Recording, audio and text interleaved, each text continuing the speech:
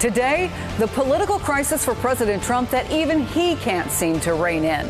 Despite the conspiracy theories the president tweeted this weekend, all the attacks on his political opponents and members of the press, the conversation that's still front and center on the campaign trail, in the headlines, even among his one-time allies on TV, the R word, racism, and the president's divisive rhetoric that's now been linked to white supremacist violence after last weekend's mass shooting in El Paso. The Washington Post reporting that the label racist stokes fury in Trump. Quote, President Trump considers himself a branding wizard, but he is vexed by a branding crisis of his own, how to shed the label of racist. And today, exactly 2 years after the deadly violence broke out at a white supremacist rally in Charlottesville, that label brings with it accusations that he's partly to blame for failing to stem the white supremacy that's continued to fester in this country ever since, and even for amplifying it. This weekend, his Democratic opponents unifying around one message: President Trump and his race baiting pose a danger to the country. I never believed in my life that I would have to deal with a president who is such an overt, not only racist, but a sexist, but a homophobe, but a xenophobe. We reject the voice that he has provided that has been about sowing hate and division among us. We reject that. It is not reflective of who we are. This is white nationalism. This is white supremacy. It's not only our values that are under assault. Everything that makes America, America's under assault. And they tell you if you see something, say something, right? That's what we're supposed to do.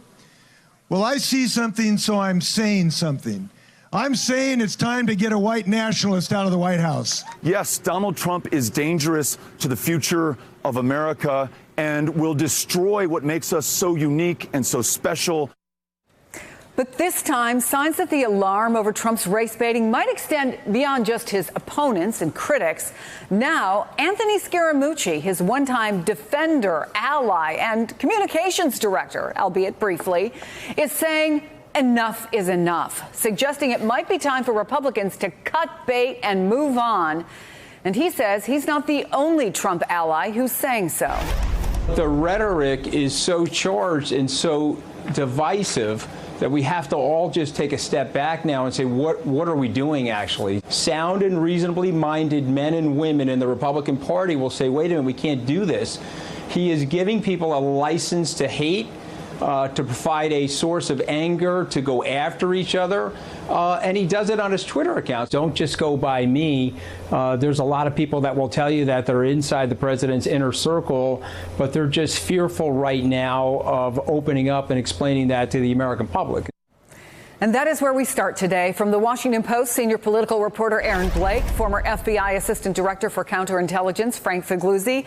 At the table, Associated Press White House reporter Jonathan Lemire, former aide to George W. Bush White House and the State Department Elise Jordan, plus politics editor for The Root Jason Johnson. So much to talk about, but let's start, Aaron, with what we just heard, that the language, according to Mr. Scaramucci, is now so divisive. Is it different now than it was in 2016? Are we in a different place than we were for Charlottesville? Well, I think it's worth looking back on what happened during the 2016 campaign. There was, of course, maybe the most high-profile incident of people recoiling at the president weighing in on racial issues when he questioned whether a judge overseeing the Trump University case, Judge Curiel, could fairly hear the case because he was, quote, a Mexican judge. In fact, he was born in the United States. He had Mexican descent. Even at that point, the Washington Post, ABC News conducted a poll. They asked people whether they felt the president's comments were in fact racist. In the summer of 2016, fully 42% of Republicans thought that the president's comments about Judge Curiel were racist. Of course, almost all of those Republicans went on to vote for the president. So that's the starting point here. I think where this potentially changes is when it becomes part of a demonstrated pattern and it's not just seen as a one-off comment or a few kind of things that the president has thrown out here. If people start linking this to actual violence like there was in Charlottesville, like there was in El Paso, I think that's where it could be somewhat more dicey, but this is certainly something that Republicans have been willing to tolerate from the president in the past. And it's not just Judge Curiel, right? I mean, when you look back pre-vote, people heard what the president had to say about a Gold Star family. The whole candidacy that was in many ways founded on immigration, founded on birtherism. And yet now, and this is really fascinating to me, Vaughn Hilliard, who has been out there talking to voters, here's what he's hearing on the trail. He tweeted, "No longer does the conversation with voters go immediately to health care or tax policy or education, despite the importance of these issues to them. It goes first almost every time to race and the rhetoric out of the White House." Jason, is it different? It's different, and I saw the video that Vaughn had. Let's be honest. First off, the guy who he spoke to was always going to vote Republican, right? He had that same sort of self-aggrandizing, self-victimization of some 50-something-year-old white guy who's like, everybody calls me racist. And what I think is key about that, and what it has to do with Trump, is, first off, who's calling you racist, right? This victimization that people have. Apparently the mic fell off. This victimization that people seem to have doesn't make all that much sense. But I'll tell you this, as far as how the campaign actually is going to function one way or another, this is a base election.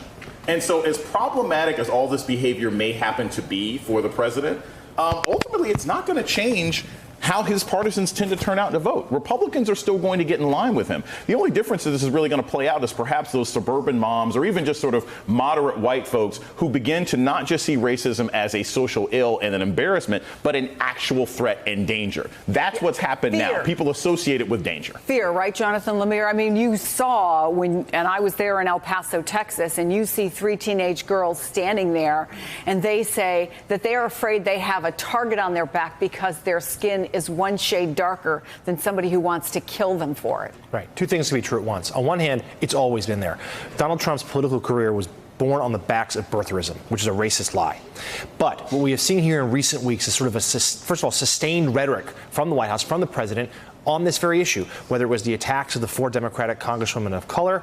We had the sustained attacks on Representative Cummings in Baltimore, inner cities, which are majority... Unapologetic attacks. Of course, majority-minority locations. And then what has happened here is this sort of inspiration that his language, the invasion, infestation, how he describes immigrants, seems to have, at least in part, inspired this shooter in El Paso who used very similar rhetoric. And I think there is a sense of that things are a little different now, that there's a sustained focus on this. People are nervous, and I think Vaughn's tweet is right on that it seems like there's been, whether it lasts or not, we'll see. But at the moment, a tipping point in the race. Like Joe Biden's when his campaign announcement, the first words out of his mouth during the campaign announcement was Charlottesville. But for a while there, he seemed to be the only one out there on sort of framing this as a moral issue. The other candidates were sort of focused on other things, important things too, to be sure. But what's happened here in the last few weeks, particularly since these mass shootings, is that all the candidates are now focused on the president's moral fitness for office and suggesting that this country can do better than what they believe is a white nationalist in the Oval Office. And that is the kind of argument, Elise, that I think is sparking a different kind of fear in Republicans, which is that this is a losing issue, not just for the president, but Republicans everywhere come 2020. Well, I have been baffled since the beginning of this conversation in the most kind of recent iteration, how the question of, is this some kind of crazy genius of Donald Trump? Is he doing this to win? And it's like, no, the guy's just a racist. We've seen it repeatedly year after year after year of his life. We've seen it over the last month. There is actually no political advantage to it. And you see where a majority of the country now, it's 51%. It's not that much of a majority. In a recent Quinnipiac poll, they say that, yes, Donald Trump is racist. And some of those people still might choose to vote for him going forward. But the difference is it's more than words. You look at the actions that are happening in the aftermath of his sustained campaign of racial hate. Well, I think one of the things, Frank Figliuzzi, is that this president has always, from anyone who was around him, Anthony Scaramucci knows this as well as anybody else, demanded this blind loyalty, right? I say it, it must be so. Or even if you don't think it's so, you don't criticize me for it. Well, this is why it's so important to look through the lens of radicalization when you look at this president and then apply counter-radicalization techniques, because you're right. Attacking his followers is going to be counterproductive. He demands that loyalty, and they are loyal. So if you call Trump followers racist en masse, they simply coalesce around each other and become even more defensive and protective of the leader, just as they would in, say, a terrorist organization, to compare to the radicalization process. So what do? You now counter the leader himself by calling him out, calling out his lies every time he does so, and I'm still not convinced we're doing that enough, particularly in the media. And then you deny the platforms from which he gets his voice. So if there's a news network that is spouting the same racist and hate-filled rhetoric, you start attacking them financially with the commercial advertising slots that they sell. You start making it painful to align yourself with the same hate-filled racist talk. That's the counter-radicalization process that needs to take place. If there's a counter-radicalization process that's going to take place, Aaron Blake, has it become more difficult for Republicans to essentially say, I can have my cake and eat it too? I can say, I'm not a racist, and let Trump say what he says, and continue to say he's not a racist either? Yeah, the risk in this big grand bargain that Republicans have struck with the president, which has really been the case ever since that Access Hollywood tape, where many of them bucked him and said maybe he should withdraw from the race. He wound up winning, of course.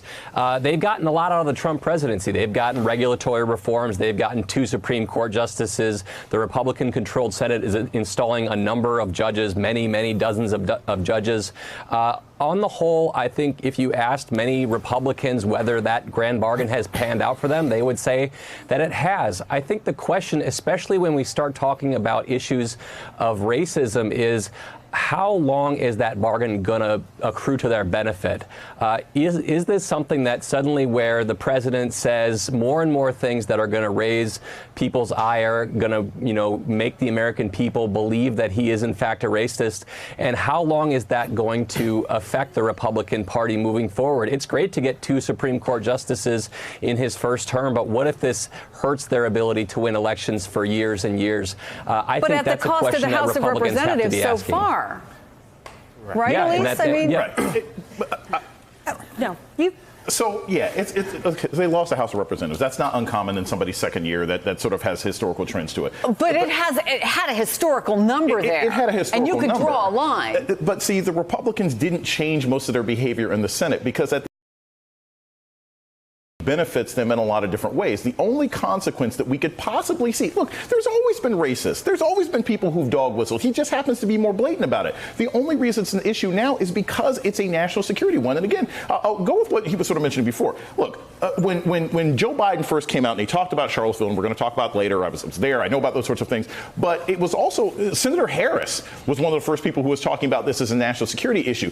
If people start to believe, if white America starts to think that racism is actually a danger to me as a white person, right? This isn't just something that happens to my black friend. This isn't just happens to the Hispanic cheerleading squad, member who hangs out with my daughter. But if I have to worry about going into the video store, if I have to worry, those don't exist. If I have to worry about going into Target, I went back in time a bit. If I have to worry about going to the movie theater, going to Target, going to a concert, and being attacked by some maniac incel who is spouting the very same words as this president, because we all know the commercials. The commercials next year, someone's going to go bold and say, listen to what this mass shooter said and listen to what Donald Trump says. This man is a danger to your safety. That's where this racism is different now, and that's where the Republicans are not going to be able to escape. Yeah, but what we need to understand is this has been true for a while, right? That no place is safe. They can go into an elementary school and they can blow away 20 little innocent children. We didn't see anything then. At some point, I think you're right, Frank, we need to get not just to the national security point of it, but to where it came from.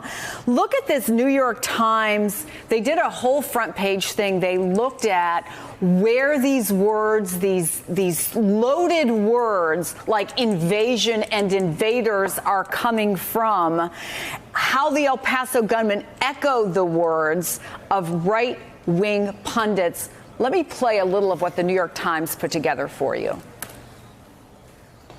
We're being invaded. The invasion of illegal immigrants. The fact of the matter is that this is an attempted invasion of our country. We had all these minors from Central America flooding the border. Multiculturalism isn't real. This is really destroying one culture and replacing it with a new foreign culture. This is not migrants coming into the country.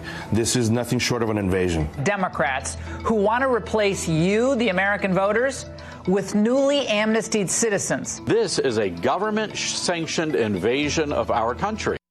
Frank, this is the kind of language that used to be, at least in public, on the fringe.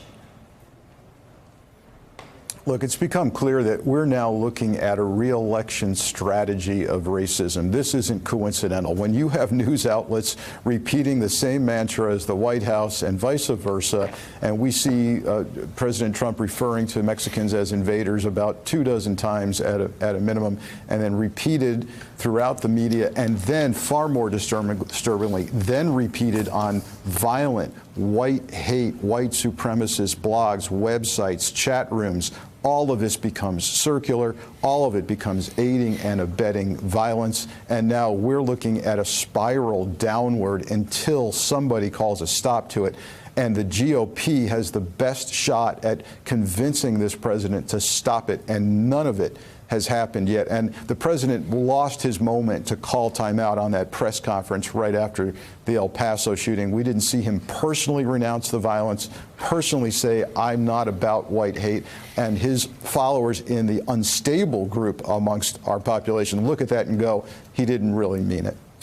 Frank is right, and that there's a degree of strategy, re-election strategy here, and Elise is right, and that it's a very risky one because the polling suggests it's a problem for this White House. But this is part of the play, that the president and the people around him believe that they can activate voters who were there for him last time, but maybe even others who didn't come on board, who 2016, and certainly who stayed home in 2018, but who might be there again now, that they're aiming, it's a threading the needle strategy, and they're aiming just for the handful of those Midwestern Rust Belt states they carried last time, they feel they can again, maybe even at a very small number again, believing that those are people who are going to respond to the dog whistles or at the very least ignore them because of the good economy. And what we saw a few minutes ago about the stock market plunging again is that's the thing that's actually really unnerving the White House, is that they feel like whether it's the ramifications from the Chinese trade war or other elements, that the best argument for a second term is a strong economy. And if that goes away, then the president's going to have a really hard time.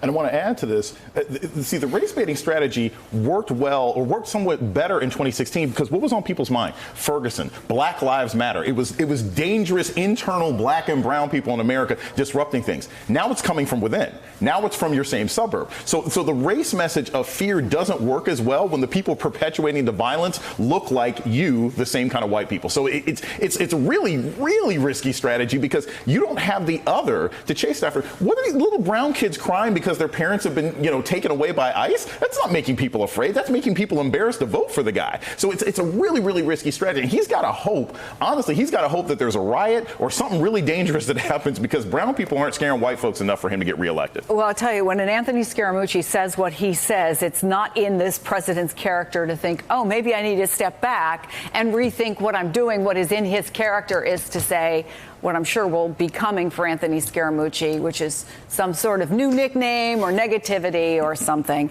Hey there, I'm Chris Hayes from MSNBC. Thanks for watching MSNBC on YouTube. If you want to keep up to date with the videos we're putting out, you can click subscribe just below me or click over on this list to see lots of other great videos.